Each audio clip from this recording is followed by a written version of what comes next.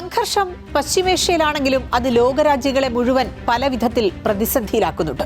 ഇന്ത്യയുടെ ഊർജ്ജ മേഖലയെ, പ്രത്യേകിച്ച് പ്രകൃതിവാതക വിതരണത്തെ ഈ സംഘർഷങ്ങൾ സ്വാധീനിക്കുന്നുണ്ട്. പശ്ചിമേഷ്യൻ മേഖലയിലെ സംഘർഷങ്ങൾ കാരണം വിതരണ ശൃംഖലയിൽ വലിയ വെല്ലുവിളികളാണ് ഉണ്ടായിട്ടുള്ളത്. വിമാന സർവീസുകൾ ഉൾപ്പെടെയുള്ള ഗതാഗത സംവിധാനങ്ങൾ തടസ്സപ്പെടുന്നത് ചരക്ക് നീക്കത്തെ ബാധിക്കുന്നു. ഇന്ത്യയുടെ പ്രകൃതിവാതക ആവശ്യത്തിന്റെ ഏകദേശം 50% കണ്ടെത്തുന്നത് ഇറക്കുമതി ചെയ്യുന്ന ലിക്വിഫൈഡ് നാച്ചുറൽ ഗ്യാസ് വഴിയാണ്. പശ്ചിമേഷ്യൻ രാജ്യങ്ങളായ ഖത്തർ, UAE ഒപ്പം USA എന്നിവിടങ്ങളിൽ നിന്നാണ് ഇന്ത്യ പ്രധാനമായും വാതകം ഇറക്കുമതി ചെയ്യുന്നത്. അതിനാൽ ഈ മേഖലയിലെ ഏതൊരു അസ്ഥിരതയും ഇന്ത്യയുടെ ഇന്ധന സുരക്ഷയെ നേരിട്ട് തന്നെ ബാധിക്കും.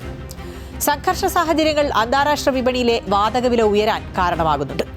ഇത് ഇന്ത്യയിലെ സിറ്റി ഗ്യാസ് ഡിസ്ട്രിബ്യൂഷൻ, വളം നിർമ്മാണം, വൈദ്യുതി ഉൽപ്പാദനം എന്നീ മേഖലകളിൽ ചെലവ് കൂട്ടുന്നു. പ്രകൃതിവാതക വിതരണത്തിലുണ്ടാകുന്ന അപാകതകൾ വൈദ്യുതി ഉൽപ്പാദനത്തെയും ബാധിക്കും. വാതക വിതരണത്തിലെ കുറവ് വൈദ്യുതി യൂണിറ്റുകളുടെ പ്രവർത്തനം തടസ്സപ്പെടുത്തുകയും വൈദ്യുതി വിതരണത്തിൽ പ്രതിസന്ധി സൃഷ്ടിക്കുകയും ചെയ്യും. നിലവിലെ സാഹചര്യങ്ങൾ ഉഭയകക്ഷി വ്യാപാര ബന്ധങ്ങളെ പോലും ബാധിക്കാം.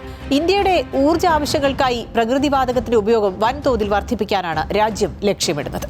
നിലവിലെ കണക്കുകൾ പ്രകാരം ഊർജ്ജ ഉപഭോഗത്തിന്റെ ഏകദേശം 6.7% മാത്രമാണ് പ്രകൃതിവാതകം. ഇത് 2030 15% ഉയർത്താനാണ് സർക്കാർ ലക്ഷ്യമിടുന്നത്. ഏകദേശം 188 million metric standard cubic metres പ്രകൃതിവാതകമാണ് രാജ്യത്ത് പ്രതിദിനം ഉപയോഗിക്കുന്നത്.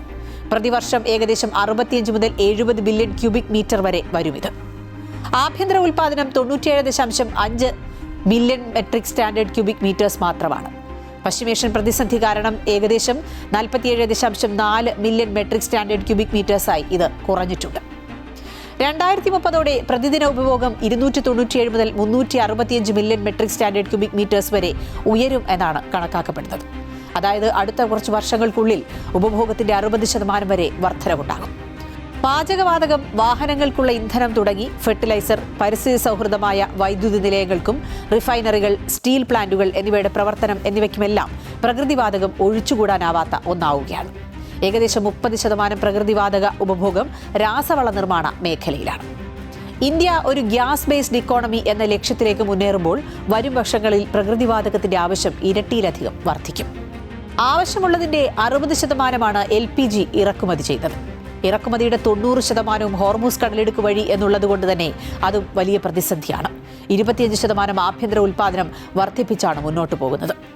ക്രൂഡ് ഓയിൽ ഉപയോഗം 5.5 ദശലക്ഷം ബാരലാണ്. 40 രാജ്യങ്ങളിൽ നിന്നാണ് ഇറക്കുമതി ചെയ്യുന്നത്. ഇറക്കുമതിയിലുണ്ടാകുന്ന പ്രശ്നങ്ങൾ ഇതിനെയും ബാധിക്കും.